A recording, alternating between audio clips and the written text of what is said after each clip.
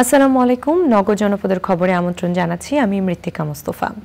এখনকার সংবাদ আয়োজন একই সঙ্গে চ্যানেলের ইউটিউব চ্যানেলে এবং চ্যানেলের ওটিটি প্ল্যাটফর্ম আইস্ক্রিনে লাইভ স্ট্রিম হচ্ছে। চলে যাচ্ছি বিস্তারিত প্রসঙ্গে। কেন্দ্রের নির্দেশ উপেক্ষা করার পাশাপাশি বহিষ্কার হওয়ার তোয়াক্কা না করে উপজেলা নির্বাচনে বিএনপির বহু প্রার্থী মাঠে আছে। দলের শীর্ষ নেতাদের প্রতি ক্ষোভ জানিয়ে প্রার্থীরা বলেছেন তারা মাঠের কথা বুঝতে ব্যর্থ হয়েছেন। অন্যদিকে মন্ত্রী এমপিদের প্রভাব ও একাধিক প্রার্থীর জ্বালায় জ্বলছে আওয়ামী লীগের নির্বাচনী মাঠ। আলী আজগরের ভিডিও চিত্র নিয়ে মানিকগঞ্জ প্রতিনিধি গোলাম সারওয়ার সানুকে সঙ্গে নিয়ে সময় ইসলামের রিপোর্ট। ভোট দিবেন তো? হ্যাঁ অবশ্যই ভোট। আমি দেশের নাগরিক না, এলাকার উন্নয়নের জন্য যাই, আবার নিজের একটা দায়িত্ব আছে সেজন্য যাই। আবারও আসলো উপজেলা নির্বাচন। মানুষ ভোট দিতে তৈরি, কিন্তু কেন্দ্র থেকে কড়া নির্দেশ এলো ভোট বর্জনের। বিএনপির ভোট বর্জন আর ভোট বয়কটের রাজনৈতিক কৌশল কি মাঠের নেতাদের গায়ে শুয়ে যাওয়া অভ্যেস হয়ে গেছে নাকি অন্য কিছু? তা না হলে কেন্দ্রের নির্দেশের বিরুদ্ধে গিয়ে কিভাবে বিএনপির নেতারা উপজেলা নির্বাচনে অংশ নিচ্ছে, সেই খবর নিতেই মানিকগঞ্জ জেলার ভোটের হালচাল দেখতে যাওয়া। 8ই মে প্রথম ধাপে উপজেলা নির্বাচন হবে মানিকগঞ্জের সিংগাইর এবং হরিরামপুরে। সিংগাইর উপজেলায় ভোটার 2,59,000। এখানে ভোটের মাঠে আছেন উপজেলা বিএনপির ভাইস চেয়ারম্যান তোফাজ্জল হোসেন। 15 বছর পর তিনি কেন্দ্রের সিদ্ধান্তের বিরুদ্ধে গিয়ে তৃণমূল টিকিয়ে রাখতে শেষ পর্যন্ত ভোটের মাঠে থাকবেন বলে জানালেন। আপনারা যদি বহিষ্কার করেন আমি বহিষ্কার আদেশ মেনে নেব, অন্যথায় যদি আমি পদত্যাগপত্র জমা দেব। কিন্তু আমার এই মুহূর্তে ভোটের থেকে জনগণের দাবির থেকে আমার সরার কোনো ওয়ে নেই। ভোট বর্জন করে ভোটের প্রত্যাখ্যান করে বর্তমান সরকারকে উৎখাত করার কোনো ওয়ে আমার কাছে মনে হয়। একই উপজেলায় বিএনপির উপজেলা মহিলা দলের সভাপতি আফরোজা রহমান লিপিও করছেন ভোট। তার সাফ কথা, ঢাকার নেতারা কি বললেন তার চেয়ে বড় কথা হলো জনতা। ভোট করার অপরাধে দল বহিষ্কার করলে সেই আদেশ মেনে নেবেন, তারপরও নির্বাচন ছেড়ে সরে আসবেন না লিপি। মহিলা দলের সভাপতি। আপনাকে কি এই জন্য ভোট করার জন্য কি বিএনপি বহিষ্কার করছে? না, আমি কারো করি নাই, আমি আমার মতে দাঁড়াইছি এবং আমার ইচ্ছাই আমি সব করতেছি। দল বলছে যে আমরা ইলেকশনে যাব না এবং তোমরাও যায় না, কিন্তু আমি জনগণের নিয়ে দাঁড়াইছি। পাশের উপজেলা হরিরামপুরে বহাল তবিয়তে উপজেলা চেয়ারম্যান পদে লড়াইয়ে আছেন বিএনপির 4 বারের ইউনিয়ন চেয়ারম্যান এবং উপজেলা বিএনপির যুবদলের যুগ্ম আহ্বায়ক জাহিদুর রহমান তুষার। হতাশা নিয়ে তুষার জানালো, একের পর এক ভোট বর্জনে অস্তিত্ব সংকটে বিএনপির তৃণমূল। আমাদের দলের একটা নেতা কর্মী যখন থানায় পুলিশ ধরে, গ্রেপ্তার করে, দাবরাদাবরি করে, নেতা পাল্টা তখন কিন্তু আমাদের এই তৃণমূল পর্যায়ের নেতাদের পাশে আমাদেরই থাকতে হয়। উপরের কেন্দ্রীয় নেতারা কিন্তু অনেক সময় আমাদের পাশে আসেন না। একই উপজেলায় ভোট করছেন আরেক বিএনপি নেতা মোশাররফ হোসেন। জানালেন বিএনপির তৃণমূল ভোট চাইছে। যে কোনো নির্বাচন অংশগ্রহণ করা উচিত। ভোট বর্জনটা মানে সমীচীন নয়, সমাধানও নয়। অন্যদিকে দলের একাধিক প্রার্থী মাঠে থাকায় ঘরের ষড়যন্ত্রে বেসামাল সরকারি দলের প্রার্থীরা সকলেই চাইছে এমপির ছায়া। এমপি কার দিকে কম বেশি একটু ভালোবাসা বা সাপোর্ট আমার প্রতি থাকার কথা। আমি মাননীয় সংসদ সদস্যের পক্ষে অবস্থান নিয়েছি। আমার সাথে অবশ্যই থাকবে এমপি মহোদয়ের ভোট। তবে নামে বেনামে উপজেলা ভোটে একাধিক প্রার্থী থাকায় ভোট জমজমাট হবে বলছে নির্বাচনী এলাকার মানুষ।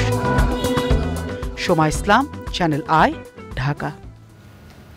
নোয়াখালীর সেনবাগ ও সেবারহাটে ব্যবসায়ীদের কাছে আতঙ্কের নাম কিশোর গ্যাং।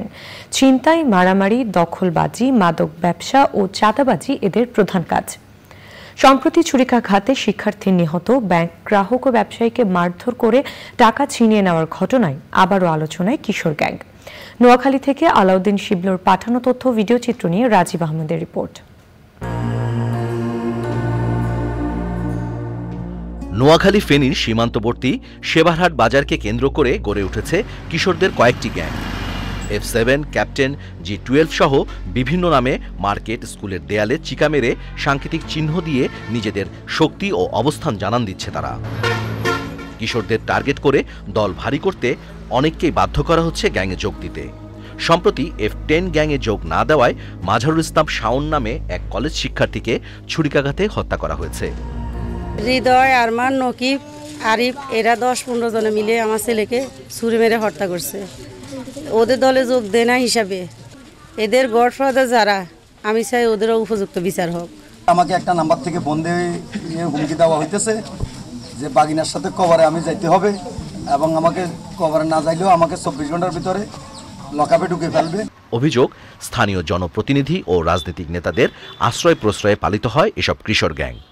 কিছুদিন আগে ব্যাংক থেকে একটা লোক টাকা তুলে যাইতেছিল, পথে এখানে সিঁড়ির গোড়ায় ওই লোকটারে 10-12 জন ছেলে পেলে ধরে মোবাইল চোর বলে মারধর করছে। আগে তো দেখছি দলাদলি হলে একটা ঘুষাঘুষি করে এদিকে তো বাদে না, এরা ওখানে অস্ত্র লিয়ে হাঁটে, আয় সাদাবাজি করে, আয় ওখানে ডাইরেক্ট ছুরি টুরি মারে দিয়ে মেয়েদেরকেও ডিস্টার্ব করে। এখানে হাই স্কুলের সামনে আপনি স্কুল খুললে দেখা যায় লাইনে লাইনে দাঁড়া থাকে। গাঁজার ব্যবসা করে, ইয়াবার ব্যবসা করে, এদেরকে কে নিয়ন্ত্রণ করে আসলে আমরাও জানি না, আর জানলেও আমরা মুখ খুলে বলতে পারি না।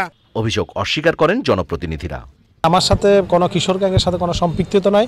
ফেক আইডি থেকে কিছু পক্ষে বিপক্ষের কিছু লোকজন এটি অপপ্রচার চালাচ্ছে। আমার সুনাম ক্ষুণ্ণ করার জন্য ঈশান্বিত হয়ে তারা এই অপপ্রচারগুলো চালাচ্ছে।